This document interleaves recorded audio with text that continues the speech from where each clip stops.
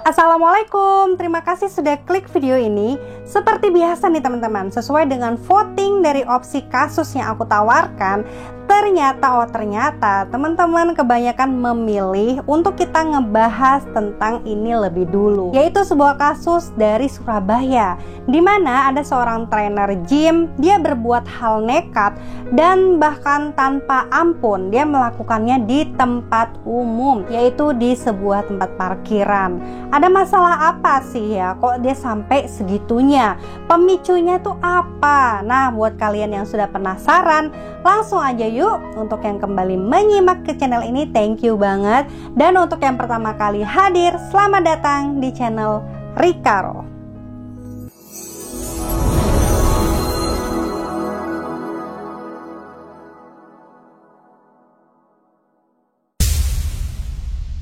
Apa kabar nih teman-teman? Semoga kita semua selalu dalam keadaan sehat, bahagia, dan diberikan kelancaran rezeki, amin. Terjadi lagi nih teman-teman di Surabaya, suatu hal yang sangat mengejutkan siapapun, terutama mereka yang pada saat itu berada di sekitar salah satu tempat kebugaran besar di Surabaya. Dan sebelumnya kita bahas dulu nih profil mereka. Aaron adalah seorang laki-laki berusia 39 tahun yang menetap di Surabaya. Dia merupakan salah seorang trainer gym di sebuah tempat kebugaran yang bernama Araya Family Clubhouse yang bertepatan di Jalan Arif Rahman, Surabaya. Menurut teman-temannya, Aaron ini dikenal sebagai pribadi yang baik, sabar, sopan, luwes, ramah, dan itu pun menjadi alasan nih banyak dari para pemula atau member baru yang memintanya untuk menjadi personal trainer mereka. Dan Aaron ini sudah bekerja sebagai trainer itu selama bertahun-tahun di dalam tempat gym tersebut. Tidak lama kemudian ada nih seorang member baru yang bernama Fardi Chandra.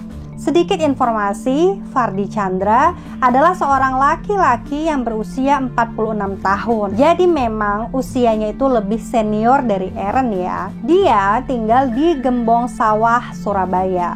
Fardi tercatat sudah menjadi member aktif di dalam tempat gym tersebut itu selama kurang lebih 2 tahun.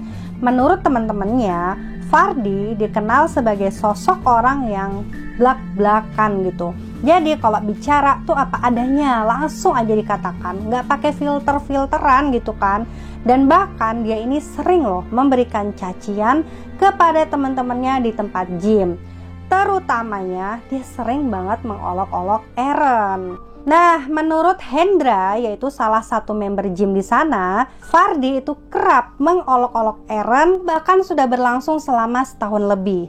Nah, Fardi ini sering mengatakan kepada Aaron bahwa dirinya bukanlah seorang pria sejati. Jadi tiap ketemu di tempat gym pasti ada tuh ya candaannya yang mengarah ke kata-kata bahwa Aaron bukan pria sejati. Awalnya Aaron ini tidak mempermasalahkan hal tersebut ya. Dia sabar dan bahkan ikut senyum-senyum aja.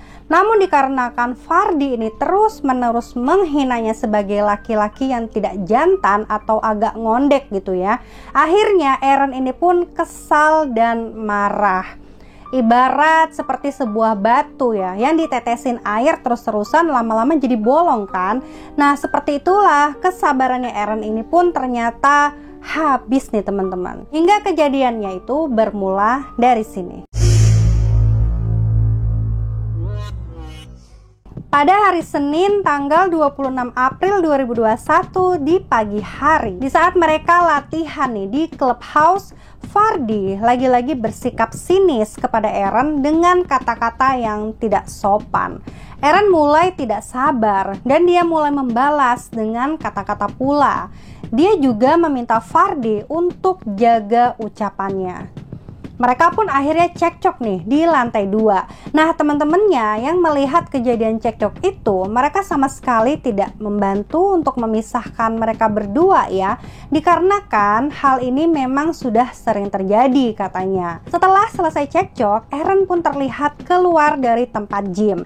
Tapi tidak ada yang pernah menduga pada saat itu Aaron ternyata pergi ke sebuah toko perkakas yaitu Superindo untuk membeli sebuah benda tajam. Nah, dia membeli dengan harga Rp28.000.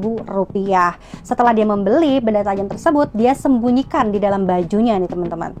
Pada pukul 8.45 di area parkiran tempat gym, Aaron memang menunggu Fardy datang. Dan pada saat Fardy ini muncul, Aaron pun mengatakan semua isi hatinya, tapi secara baik-baik. Dia meminta tolong nih kepada Fardy untuk berhenti mengintimidasi dia. Dan saat itu Fardy ini malah mengatakan, "Memangnya kenapa? Mau apa kamu? Kamu hanya trainer di sini, berani melarang-larang saya. Jangan macam-macam ya, ini negara hukum. Keluargamu bisa hancur kalau kamu macam-macam." Nah, mendengar ucapan yang Fardy yang demikian, langsung nih teman-teman membuat Aaron ini gelap mata. Dan terjadilah penikaman itu teman-teman, yang membuat Fardy kemudian meninggal di tempat. Nah, setelah Aaron ini selesai melakukan hal tersebut kepada Fardy, dia tampak terdiam. Security parkir yang melihat kejadian langsung nih menghubungi pihak kepolisian. Dan setelah para polisi datang ke TKP, mereka menemukan tubuh Fardy yang sudah tergeletak. Dan para polisi pun mengevakuasi tubuhnya Fardy ke Rumah Sakit Haji Surabaya. Sedangkan Aaron saat itu langsung nih dibawa ke kantor polisi untuk mempertanggungjawabkan hal yang telah ia perbuat. Saat menuju ke kantor polisi, Aaron tampak santai dan tidak diborgol ya. Jadi dia juga tidak merasa bersalah sama sekali teman-teman, karena dia bersaksi bahwa sudah cukup lama dia menahan semua sakit di hatinya. Dia di sana hanya cari nafkah untuk keluarga, tapi diperlakukan seperti itu. Dia pun akhirnya tidak sanggup karena sempat beberapa member itu jadi berpikir untuk menggunakan jasanya Aaron dikarenakan omongan negatifnya Fardy. Dan setelah kejadian tersebut, para polisi pun berhasil mengumpulkan barang bukti ya, seperti benda tajam yang Aaron beli di Superindo, kaos yang berlumuran darah, dan beberapa handphone Aaron dan juga Fardy. Polisi juga mengatakan bahwa Aaron ini sangat kooperatif ya, jadi dia siap mempertanggungjawabkan apa yang sudah dia lakukan.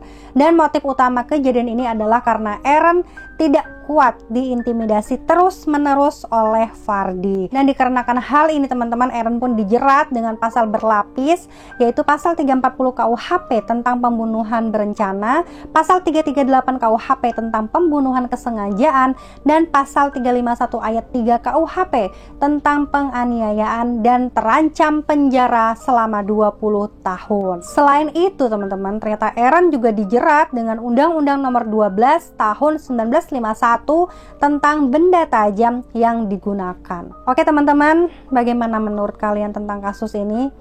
Sebenarnya cukup membingungkan ya, karena di satu sisi pelakunya adalah korban yang dia itu sebenarnya mencoba untuk bertahan tapi tidak kuat menahan emosinya. Jadi pelajaran yang bisa kita petik dari kejadian ini adalah jika ada orang yang mungkin mencoba mengintimidasi kita, sebisa mungkin ya kita hanya bisa bersabar sih ya. Hindari orangnya, dan kita harus bisa tutup telinga rapat-rapat, karena di saat kita merencanakan suatu pembalasan, khawatirnya malah akan berdampak buruk kepada diri kita sendiri. Atau gimana menurut kalian teman-teman? Dan next bahas apa? Yuk kalian follow Instagramku, jadi kalau misalnya kalian punya cerita-cerita yang menurut kalian menarik dan seru untuk dibahas, kalian bisa DM di sana. Terima kasih banyak untuk teman-teman yang sudah menonton videoku ini sampai selesai, dan sampai jumpa di videoku selanjutnya.